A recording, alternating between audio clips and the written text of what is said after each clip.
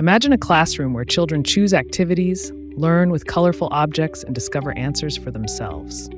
That idea became famous because of one determined doctor, Maria Montessori. She was born on August 31st, 1870, in Chiaravalle, Italy. Her family later moved to Rome. Young Maria grew up curious, confident, and eager to learn. As a teenager, she attended a technical school. That was unusual for girls in her time. She studied mathematics and science and first dreamed of becoming an engineer. Maria enjoyed exploring subjects that challenged her mind. Soon, she chose an even bigger goal. She wanted to become a doctor. Some people believed medicine was only for men.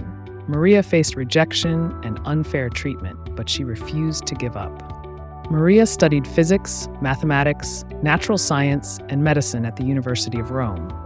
On July 10, 1896, she graduated as one of Italy's first female doctors.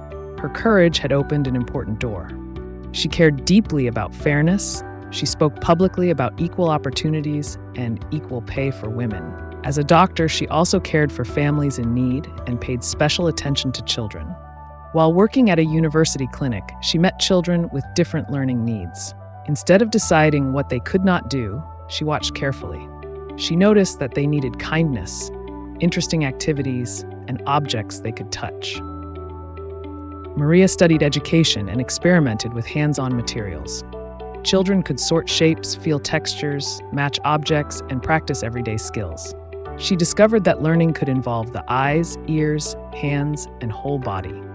On January 6, 1907, she opened the first Casa dei Bambini, or Children's House, in Rome's San Lorenzo neighborhood. It welcomed young children from working families and became her great educational laboratory.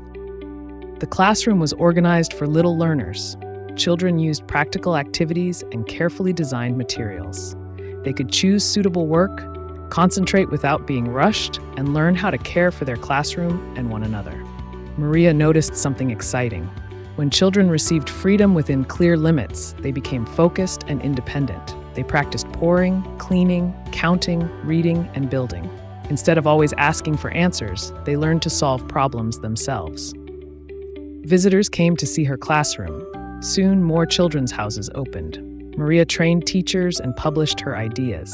Her book became known in English as the Montessori Method, and her work began traveling around the world. She traveled to many countries, giving lectures and teacher training courses. Her son, Mario, became an important partner in her work.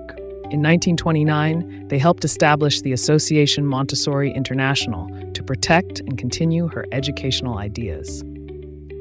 Maria lived during difficult times, including 2 world wars.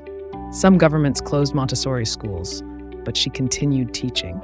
She believed respectful education could help children become thoughtful adults who build a more peaceful world. In 1939, Maria and Mario traveled to India. Their short visit became a stay of nearly 7 years because of the war.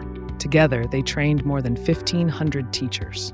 Maria also developed ideas about nature and the connected universe. Fun fact: the famous Montessori Pink Tower contains 10 cubes, arranged from largest to smallest. Maria was also nominated 3 times for the Nobel Peace Prize. She died in the Netherlands on May 6, 1952, but her child-centered ideas continue in schools worldwide. Maria Montessori showed the world that children are capable, curious, and ready to learn. Thanks for exploring history with PastPorts Kids. Like, subscribe, and join us for another amazing journey into the past.